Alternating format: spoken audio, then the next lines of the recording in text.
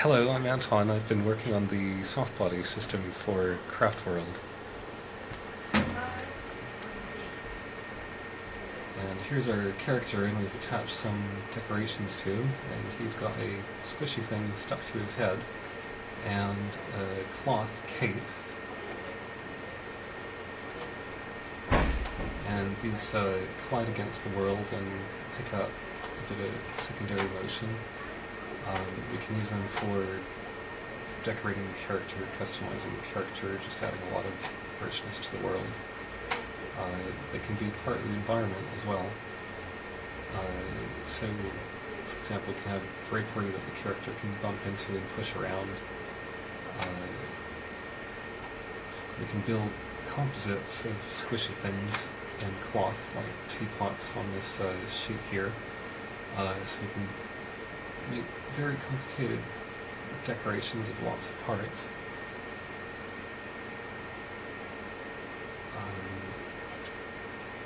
Here you can see the cape colliding against the platforms nicely. Squishy things in one particular mode run like a rigid body solver, so we can have complex particles that have reasonably good 3D collision on them. Squishy things can be composited into several parts, so that bone there that just fell down, for instance. And we can even go as far as making a squishy ragdoll stuntman.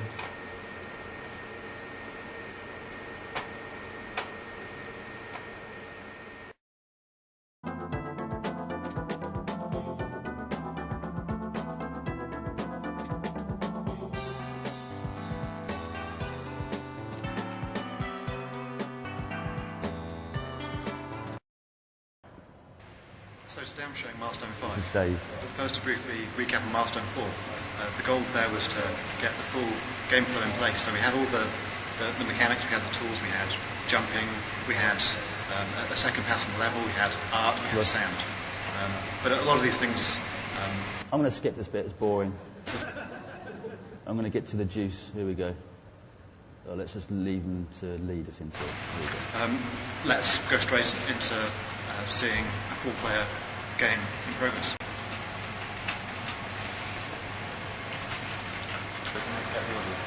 Brilliant editing there. Like, really? Yeah.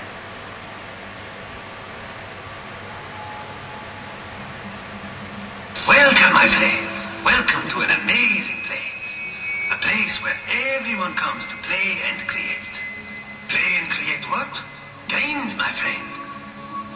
Welcome to a place unlike any other. Want to find out more? Let's go straight to the art of this incredible universe. Craft World.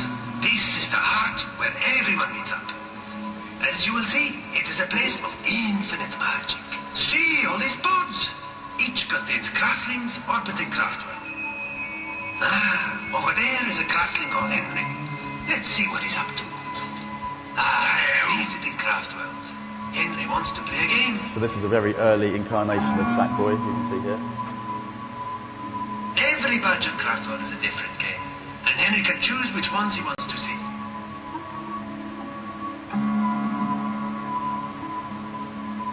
So we've got the kind of cloth earth and the badge kind of motif in place. There they are, playing a game now. Henry can join them on Craft World and give them a hand with the level. Okay, so now it goes into frightening looking gameplay, I think. If you do have a question at any time, by the way, just stick your hand up and we'll... Everyone ready?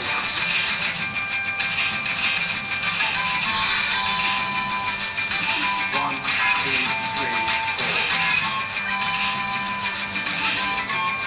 No arms.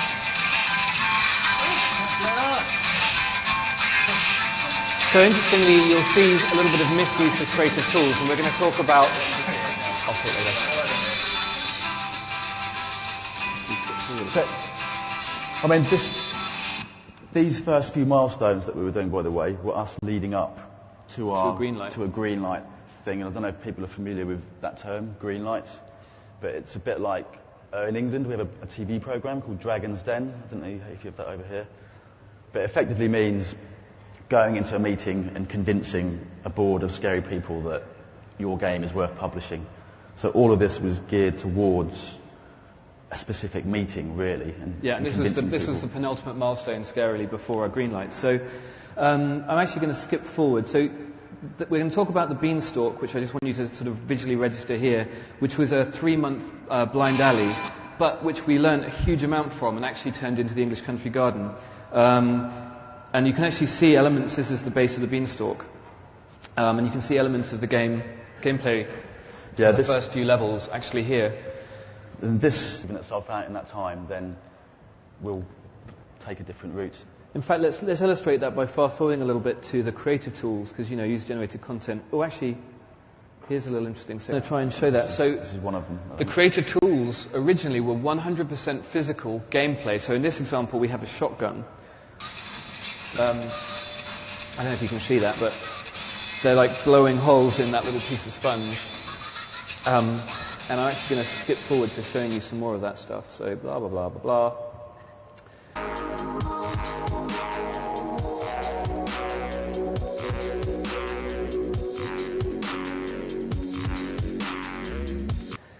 Here we go. Here's the... So this is, you know, in LittleBigPlanet you have the moon, which represents your hard drive and where you create things. And this is before the moon was ever thought of. So it was literally just a space that existed within your pod. And this was the inventory screen. The inventory. So you literally went into this strange little space and had to physically walk and select different colour paints and different decorations and tools and things. And so you'd hit select on your controller and be teleported into this like physical alternative space. And then once all of you had chosen a tool, you would hit select and you'd teleport back into the main game. So you can see the people disappearing back into the main game once they've found an item they wanted.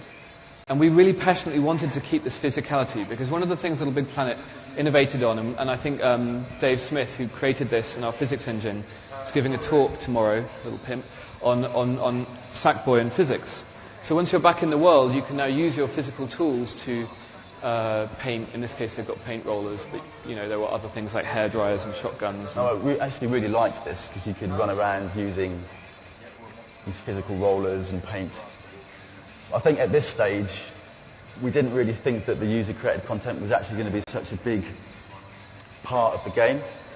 I mean, I think at this point we were thinking literally that, okay, we're going to allow players to make little objects or kind of pictures of things. But when we got to the stage where we decided, actually, you know, we want to make it a full-on kind of game creation tool, really, it quickly became obvious that there's no way you're going to create whole levels and games using that kind of interface. It'd just be a nightmare. I mean, so we kind of, it was one of those points where we admitted to ourselves, actually, you know, we're going to need to make something that's a bit more like an editor. Yeah. Here, really. And I mean, actually, there was a real crunch point when we were like, okay, how do we, leaving behind that physicality was a very difficult step. And this is the iteration question that was happening. What was the timeline? And actually, we spent a long time on that one. We were making the transition from the PC world to the PS3 world. And this actually applies. We decided we weren't going to cheat. That had more knock-ons than you'd expect. Because suddenly we couldn't use traditional development processes. We couldn't fall back on those kind of, as a developer, you know ways of wowing people. And we couldn't use those anymore because we couldn't cheat. So this is like the Beanstalk level, one of the renders that we did. This was actually the main meat of our milestone before the one that we showed earlier, actually. Notice the title, Attempt 5. And that wasn't a clue yet to us that the Beanstalk was tricky. So here he comes. So this was like the kind of... So this guy was actually an in-game model, and he did come up to you. And I'm going to go off on a slightly techie side note as well, which is that we had a scripting system that I'd coded up based around Lua, which is, you know, the thing that everyone should use, obviously, etc. And then we thought, hang on, actually, we're just going to make our own scripting system and reinvent the wheel. And a lot of people question decisions like that, decisions where you're like, well, there's a really good working solution already in the